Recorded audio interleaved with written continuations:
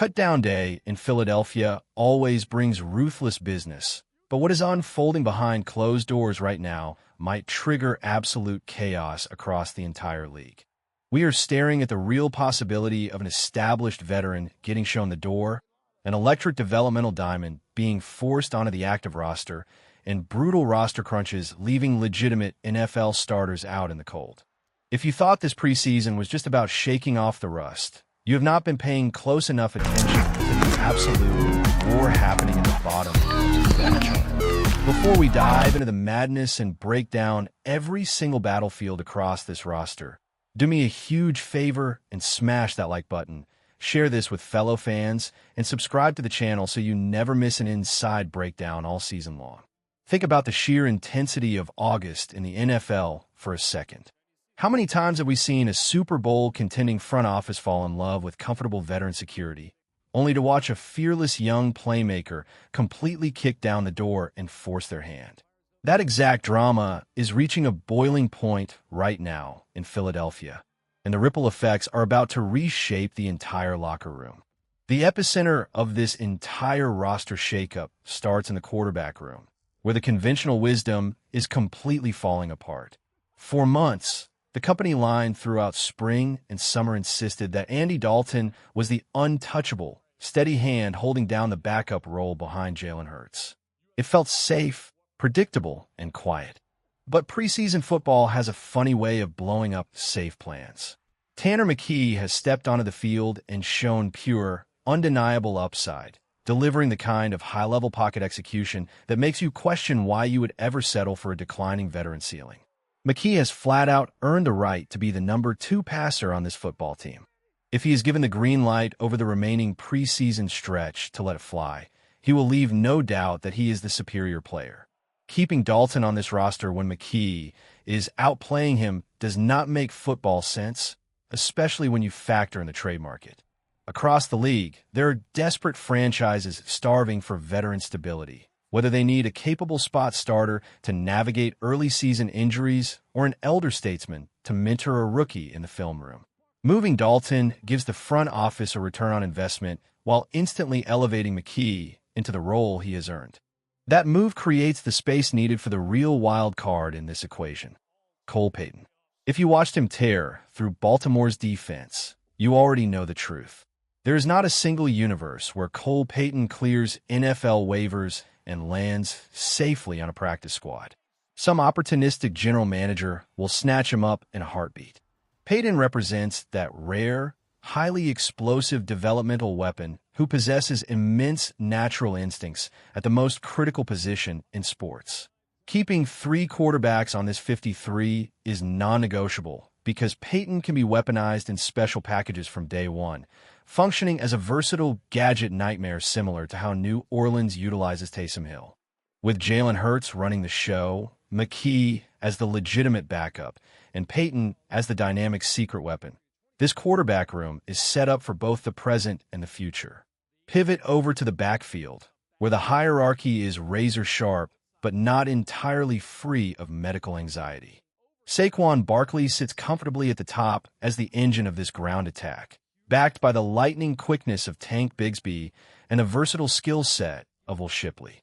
When healthy, that trio gives this offense an embarrassment of riches, capable of pounding defenses between the tackles or destroying linebackers in space. However, the whispers surrounding Tank Bigsby's toe issue demand serious caution. If that injury lingers as turf toe, the front office faces an immediate dilemma. Do they shelve him on the reserve list to start the campaign, or do they hold a spot for him? Meanwhile, Dameon Pierce has been sidelined with that stubborn hamstring issue over the past couple of weeks, complicating the depth chart even further. Yet when the dust settles, Barkley, Bigsby, and Shipley represent the absolute cream of the crop in that room. The remaining backs can easily be stashed on the practice squad, keeping this offensive backfield lean, mean, and devastating.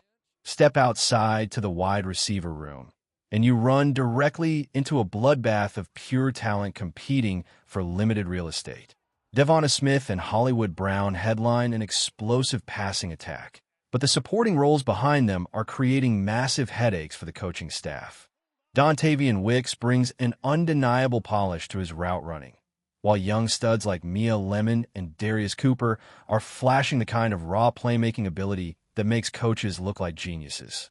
Now, this leads us directly to the question of the day, and I want to hear your raw, unfiltered thoughts on this down in the comments below.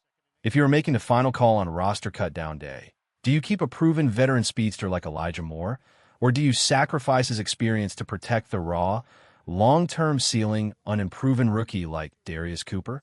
Drop your comments below and make your case. That debate around Elijah Moore is genuinely fascinating. He has put together an exceptional training camp, flashing the dynamic speed and gadget capabilities that have made him productive across multiple NFL stops. At 28 years old, his track record is respected. Yet, this organization loves betting on high-upside youth, and Darius Cooper's trajectory might simply be too high to risk losing him on waivers. Meanwhile, Hollywood Brown has looked crisp, putting together stellar joint practices against New England and translating that momentum under the lights. That leaves Johnny Wilson in a peculiar spot. As a massive blocking wide receiver, his physical presence was sorely missed down the stretch last season. But the numbers game is unforgiving, and Wilson might just slide through waivers to return as a designated specialist on the practice squad. Sticking to 5 elite receivers gives this roster the flexibility it desperately needs elsewhere. That flexibility becomes essential when evaluating the tight end position. Dallas Goedert remains the undisputed alpha of the group, a complete 3-level mismatch who sets the tone for everything this offense wants to accomplish. Behind him, Johnny Mundt offers that reliable, blue-collar blocking anchor that every ground game requires to seal the edge. But the real story of the summer at tight end has been the sudden emergence of Eli Stowers. Stowers is playing with an unmistakable swagger. He made defenders look silly against Baltimore, and against New England, he hauled in all 3 of his targets with fluid athletic movement, including a massive chunk played downfield. Sure, his backside pull-blocking technique still needs some fine-tuning, but the uncoachable athletic traits are glowing. When you have a tight end who moves that effortlessly in space, you do not let him walk out the building. Carrying Goedert, Mundt, and Stowers locks in a dangerous, versatile trio.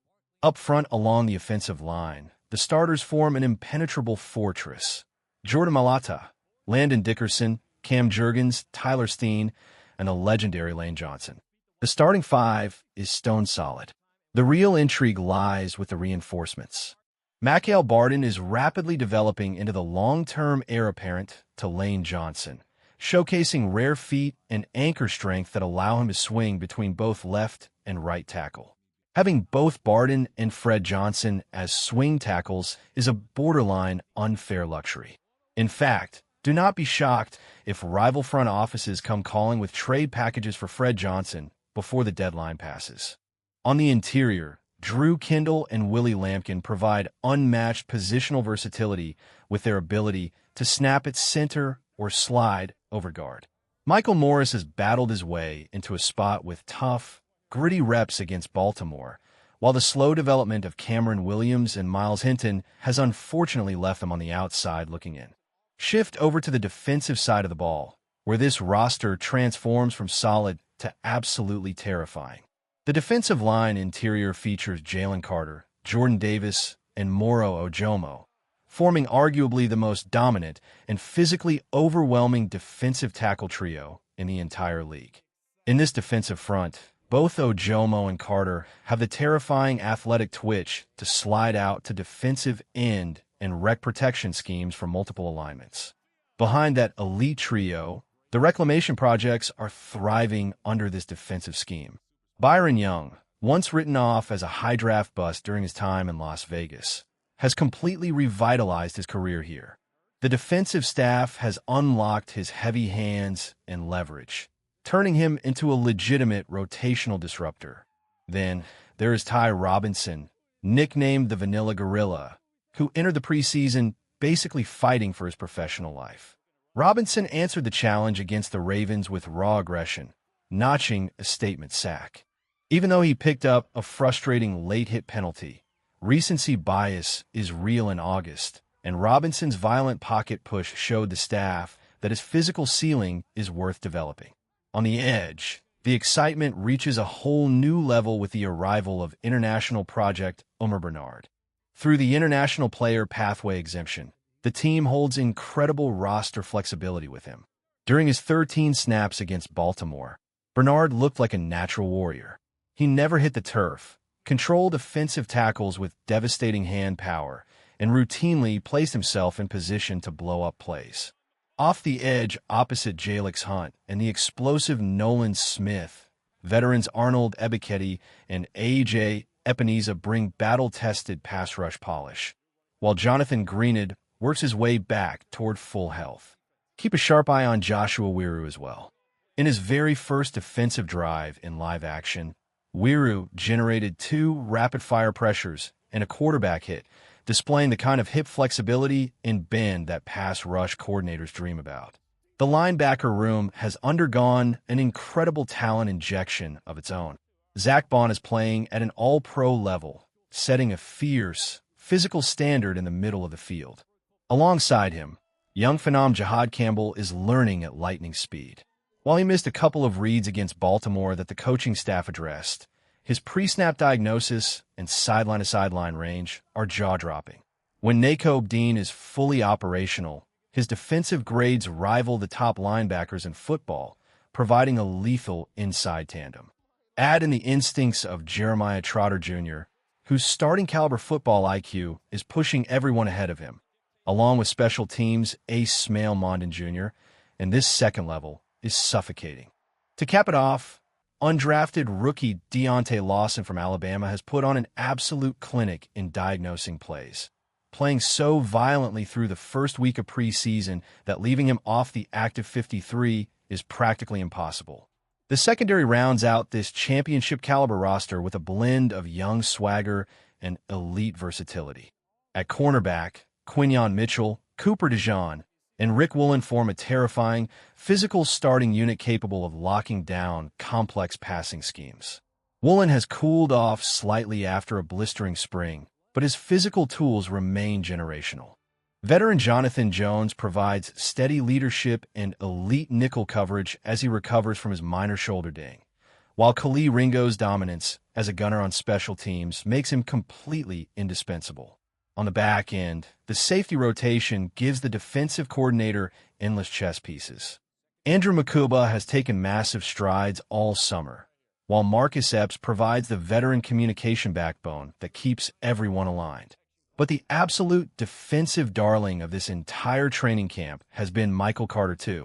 Carter has played out of his mind, seamlessly transitioning between slot corner and deep safety with elite spatial awareness and ball skills.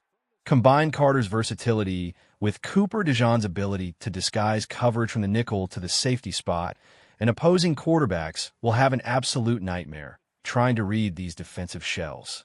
Rounding out the specialist unit, Rocco Underwood has been flawless snapping the football. Braden Mann remains an absolute weapon flipping field position with his booming leg, and Jake Elliott enters another campaign looking to cement his legacy as the greatest kicker to ever wear midnight green. While dark horse undrafted defensive backs like Kapina Gushigan and Maximus Pulley have made compelling cases with their fearless tape, breaking into this defensive depth chart requires an absolute miracle. When you step back and look at the sheer depth of this 53-man projection, one undeniable truth emerges. This is a front office that refuses to be complacent, cutting loose a safe veteran quarterback in favor of unproven, dynamic talent is the exact type of bold, aggressive philosophy that separates true championship contenders from the rest of the pack. The decisions made over these next few weeks will define the entire trajectory of the season. And if this young core continues to rise to the occasion, the rest of the football world is on notice.